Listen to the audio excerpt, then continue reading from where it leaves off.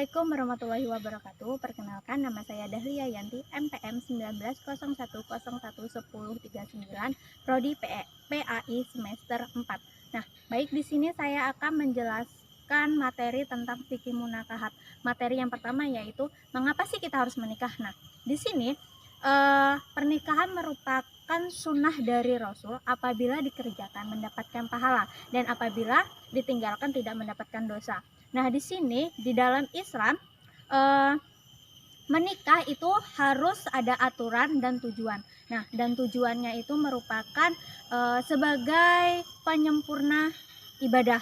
Nah, seperti sabda Rasulullah SAW yang artinya barang siapa yang menikah maka ia telah menyempurnakan separuh agamanya. Baik, materi yang kedua yaitu konsep peminangan dan kafah dalam Islam. Biasanya yang meminang itu mempelai pria atau calon mempelai pria. Nah, itu mendatangi rumah calon mempelai wanitanya. Nah, namun di dalam Islam, dalam konsep peminangan ini juga boleh seorang wanita melamar seorang laki-laki. Nah, namun di sini harus memenuhi konsep peminangan dalam Islam juga harus memperhatikan beberapa hal, yaitu yang pertama, jangan malu untuk meminang dan jangan takut jika ditolak. Yang kedua, ambil cara yang baik dalam meminang, jangan diperbolehkan untuk berpacaran terlebih dahulu. Yang ketiga, jangan mengambil keputusan terlebih dahulu. Sebaiknya kita berserah diri kepada Allah dengan cara kita sholat beristikharah. Nah, dan materi yang ketiga yaitu syarat dan rukun pernikahan. Nah, syarat dan rukun pernikahan itu yaitu yang pertama, suami. Nah, di sini suami itu harus memenuhi beberapa syarat. Yang pertama, tidak dalam berihram atau berhaji atau umroh. Yang kedua, kehendak sendiri tanpa ada paksaan orang lain atau kedua orang tua. Yang ketiga, jelas orangnya atau jelas sanadnya. Yang keempat, mengetahui nama seorang calon istrinya dan calon bapak istrinya. Nah, yang keempat itu harus jelas kelaki-lakiannya. Yang kedua, syarat dalam pernikahan yang kedua, istri. Nah, di sini istri harus memenuhi syarat-syarat juga. Yang pertama yaitu tidak sedang ihram atau berhaji atau umroh. Yang kedua, jelas orangnya. Yang ketiga, sedang tidak dalam masa idah atau dalam masa menjadi istri orang lain. Yang keempat, jelas perempuannya. Yang ketiga yaitu wali. Wali di sini juga memiliki syarat-syarat yang harus dipenuhi. Yang pertama, kehendak diri sendiri tanpa adanya paksaan dari orang lain. Yang kedua, merdeka. Yang ketiga, harus laki-laki, tidak boleh perempuan ya di sini menjadi wali. Yang keempat, harus fasik atau harus adil. Yang kelima, tidak dalam keadaan ihram atau haji, ihram berhaji atau umroh. Yang keenam, harus beragama Islam. Di sini wali ini tidak boleh beragama lain seperti Kristen, Hindu, Buddha, itu tidak boleh. Dia harus beragama Islam. Dan yang keempat yaitu ijab dan qabul. Syaratnya seperti akad jual beli, tidak ada pemisah antaranya. Di sini juga akad tuh harus tegas, tidak boleh lemah gemulai kayak gitu, harus tegas kitanya. Nah, terus dan tidak dibatasi oleh waktu tertentu. Yang selanjutnya harus ada 2 orang saksi.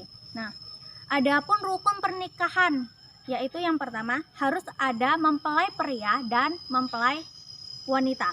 Habis itu ada wali, ada 2 orang saksi. Habis itu zihad atau ijab qabul.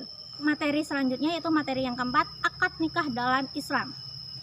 Di sini dalam akad nikah ini harus memperhatikan terlebih dahulu syarat-syaratnya juga. Yang pertama, tidak boleh ada pelanggaran agama seperti hamil duluan si wanitanya, itu tidak boleh. Nah, yang kedua, harus adanya wali dari pihak perempuan.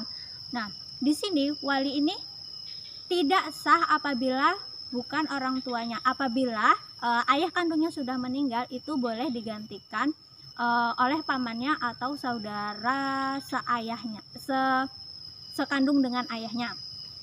Yang ketiga yaitu harus adanya mahar. Nah, di sini mahar juga menjadi syarat untuk sahnya akad nikah. Sini mahar yaitu harta yang diberikan mempelai laki-laki untuk mempelai wanita. Untuk sahnya sebuah pernikahan semakin sederhana maka semakin bagus. Contohnya seperti seperangkat alat sholat. Apabila sederhana mahar kita, maka itu sangat diperbolehkan atau sangat bagus. Yang keempat yaitu harus ada 2 orang saksi. 2 orang saksi ini boleh dari pihak mempelai laki-laki atau mempelai wanita. Yang kelima yaitu adanya undangan. Maksudnya dalam undangan ini seperti diiklankan, minimal mengundang tetangga-tetangga yang sering berinteraksi dengan kita. Ya, materi yang kelima yaitu wali dan saksi dalam pernikahan. Nah, di sini seorang wali dan saksi menikah harus memenuhi syarat-syarat tertentu, yaitu yang pertama harus balik. Di sini seorang wali dan seorang saksi harus balik. Apabila tidak balik, maka tidak sah pernikahan tersebut. Yang kedua, saksi harus berakal karena pernikahan tidak akan sah apabila adanya keterbelakangan mental dari seorang saksi tersebut. Jadi dapat dikatakan batallah pernikahan tersebut. Yang ketiga, saksi harus laki-laki.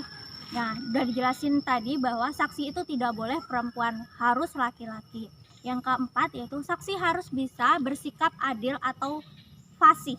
Di sini saksi juga harus bersikap adil dan fasih untuk kelancaran pernikahan. Yang kelima, harus sehat secara mental, yaitu yang tadi dijelaskan bahwa seorang saksi ini harus memiliki kesehatan mental. Dia tidak pikun, tidak gila, sebab seorang saksi ini dibutuhkan untuk menjadi keadilan bagi di pernikahan tersebut.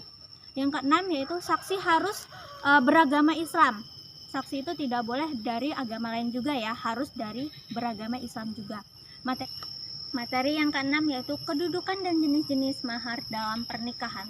Mahar dalam pernikahan itu diperbolehkan dibayar secara tunai atau secara bertahap. Menurut Ibnu Qaudami, mahar boleh disegerakan dan mahar boleh ditunda. Nah, di sini oleh sebab itu mahar termasuk bayaran dalam akad mawadah atau imbalan balik, sehingga boleh disegerakan atau ditunda seperti harga. Jadi di sini dapat kita ambil kesimpulan bahwa mahar itu yaitu dapat dibayar dengan tunai bertahap sesuai dengan kesepakatan dari kedua belah pihak. Nah, apabila kedua belah pihak itu sudah bersepakat bahwa mahar tersebut ingin dibayar secara tertunda, itu diperbolehkan. Alangkah baiknya namun itu secara tunai. Itu tergantung kesepakatan kedua belah pihak. Nah, dan materi yang ketujuh atau yang terakhir yaitu poligami. Di sini menurut perspektif hukum Islam, poligami itu bagi seorang laki-laki minimal 4, tidak boleh kurang, tidak boleh lebih, pokoknya harus 4 saja.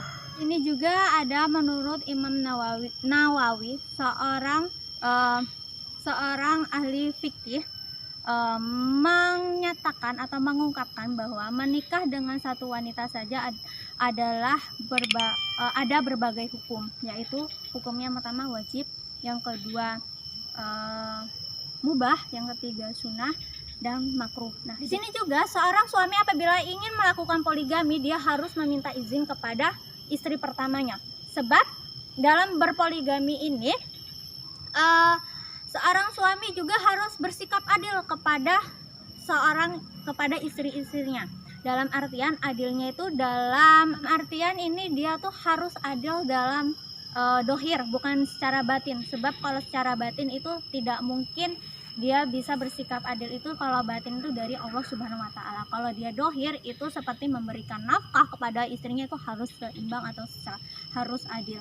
Nah, di sini juga apabila suami tidak diperbolehkan untuk berpoligami, maka itu hukumnya tidak sah pernikahan tersebut, sebab atau dapat dikatakan batallah pernikahan tersebut. Sebab untuk memulai poligami itu harus meminta izin kepada istrinya, istri pertamanya.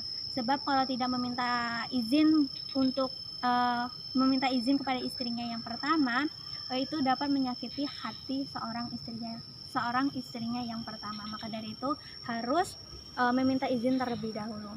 Cukup sekian dari saya. Apabila ada kekurangan dalam penyampaian materi atau ada kesalahan dalam penyampaian materi, saya mohon maaf. Saya akhiri. Wassalamualaikum warahmatullahi wabarakatuh.